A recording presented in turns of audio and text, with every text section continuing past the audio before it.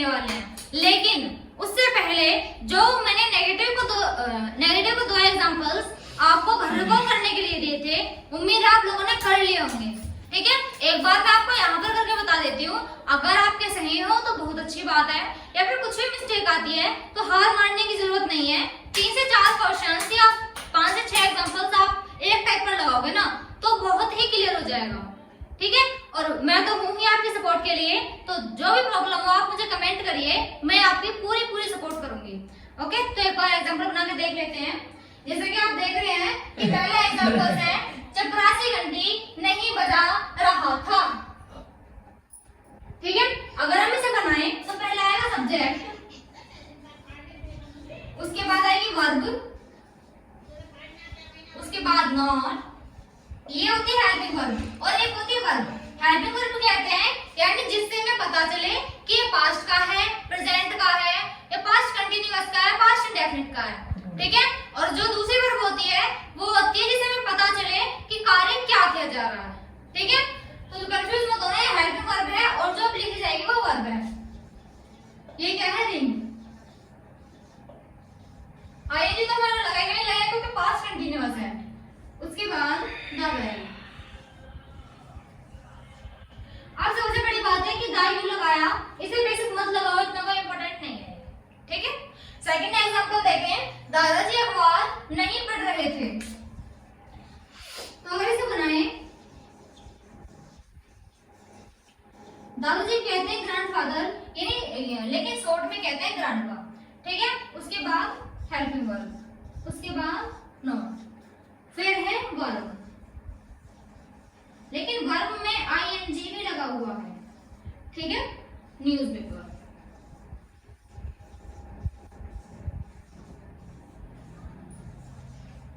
ये दो एग्जांपल जो मैंने आपको घर से करने के लिए दिए थे, मैंने आपको करके दिखा दिए हैं, आप एक बार चेक कर लेना अपने में। ठीक है, तो स्टार्ट करते हैं आज का टॉपिक, जिसमें आज हम पास्ट कंटीन्यूअस का इंट्रोगेटिव सेंटेंसेस को क्लियर करने वाले हैं।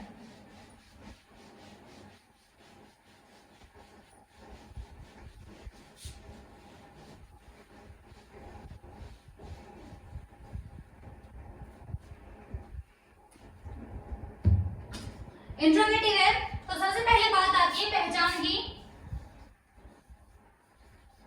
क्योंकि ये तो है नहीं कि पास्ट कंटीन्यूअस में एक ही चीज होगी कि पास्ट कंटीन्यूअस में अफर्मेटिव है या फिर एक ही नेगेटिव है या फिर इंट्रोगेटिव है। हमारे 4 पार्ट्स हैं और चारों पार्ट्स को पहचानने के लिए हमारे पास एक अलग अलग ही पहचान है, चारों पार्ट्स को पहचानने के लिए, वरना मिक्स हो जाता है सब चीज। ठीक है, तो इसकी अलग पहचान है। जैसे कि अगर देखें,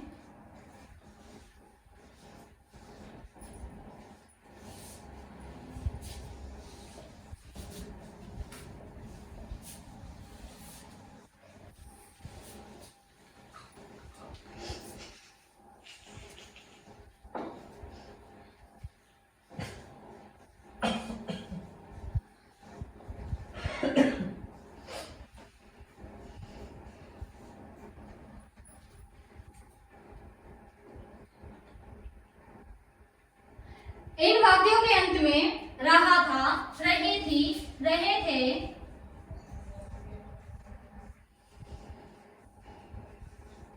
आदि शब्द आते हैं।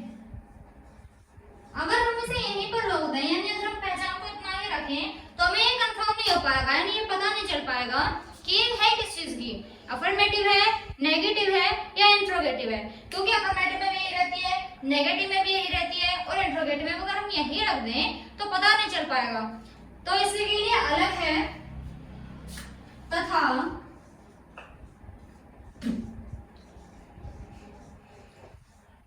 वाक्यों के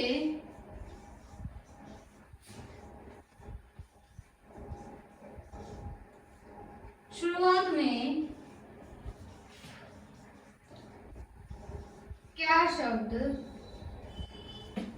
आता है। ठीक है, तो इससे हमें पता चल गया कि भाई किस चीज का सेंटेंस है, ये इंट्रोगेटिव का है। क्यों? क्योंकि वाक्य की शुरुआत में जहां पर हमें क्या शब्द दिख गया और अंत में हमें रहा था या रही थी दिख गया, वो हमारा कंफर्म हो गया, यानी हमें पूरा पक्का विश्वास हो गया कि ये कंटिन्यूअस का इंट्रोगेटिव सेंटेंस है। ठीक है, फॉर एग्जांपल के लिए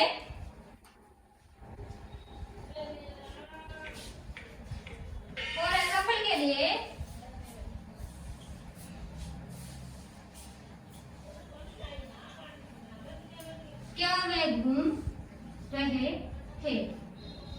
सबसे पहले वही है कि अंत में देखें रहा था, रही थी, रहे थे आना चाहिए और शुरुआत में क्या वर्ड आना चाहिए। तो किस चीज का हो गया अभी, पास्ट कंटिन्यूअस का इंट्रोगेटिव सेंटेंस हो गया ये। ठीक है, इतना नोट करिए जल्दी से।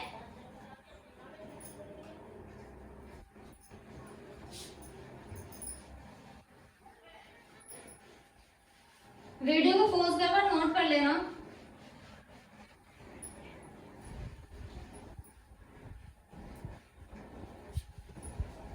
ठीक है, हमने एग्जांपल्स को लिख दिया। अब बात आती है रूल की।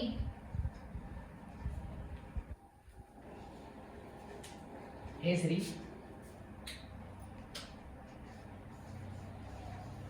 बात आती है रूल की।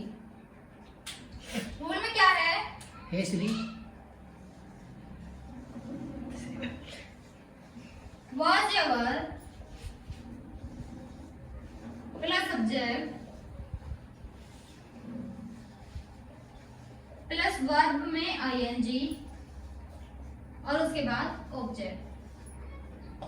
ठीक है, सिंपल सा रूल है कि was ever plus subject verb ING और ऑब्जेक्ट। एक बार एग्जांपल को बनाकर देखें। क्या क्या की जगह was ever का यूज करना है, तो देखें मैंने बताया है कि एक वचन में was का और बहुवचन में वर का यूज करना है। तो दे यानी कि वे बहुत सारे हो गए, क्या आएगा, वर आएगा।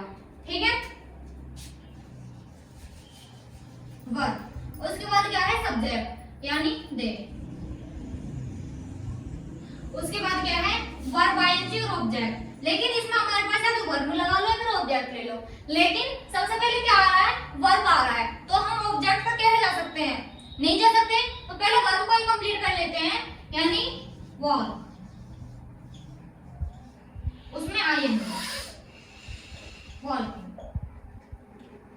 ठीक है, घूमना या चलना टहलना एक ही है। ओके, तो सिंपल सा बन गया वर दे वॉकिंग। ओके, अगर ऐसे ही 2-3 एग्जांपल्स लें।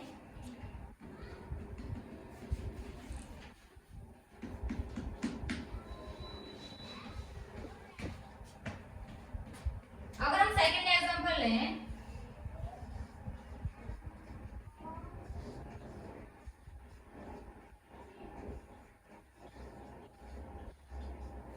क्या तुम स्कूल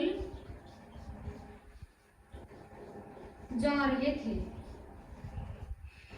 ठीक है, क्या तुम स्कूल जा रहे थे। अगर हम इसका यूज करें तो आप लोग बताइए कि क्या होगा, तुम बहुत सारे हो गए यानी वर्ब,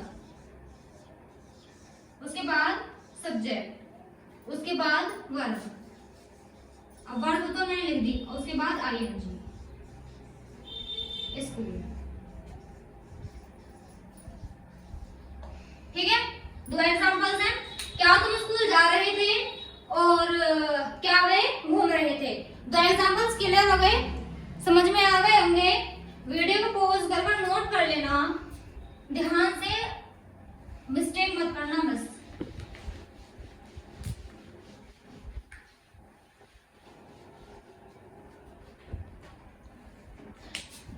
बात आती है लास्ट एग्जांपल की।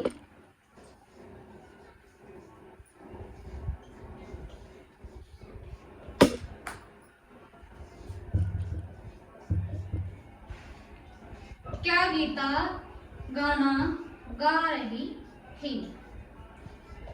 ठीक है, क्या गीता गाना गा रही थी। बहुत सिंपल सा एग्जांपल है, बहुत सिंपल सा है।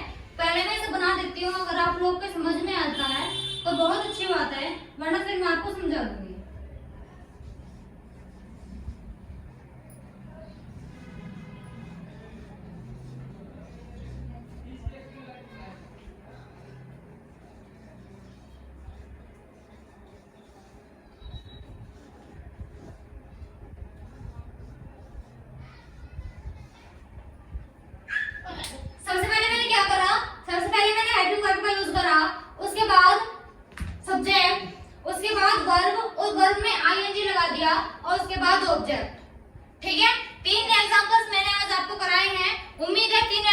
एग्जांपल्स आपके समझ में आ गए होंगे। तो अब आपके लिए होमवर्क है,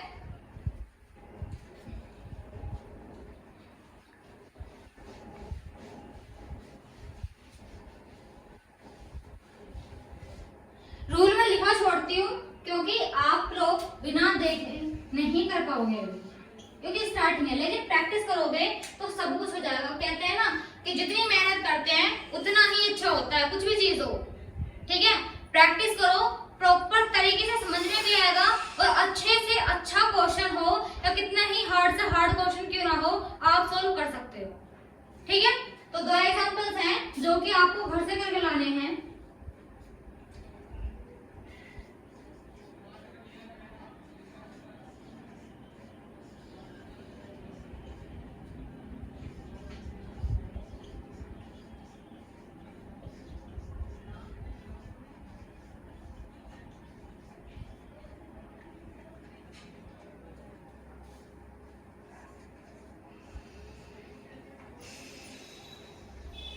क्या तुम कल घूमने जा रहे थे?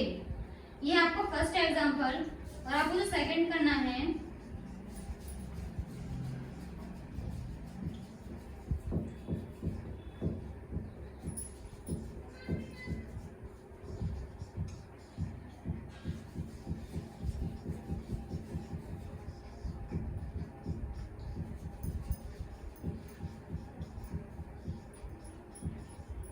क्या माता जी खाना बना रही थी।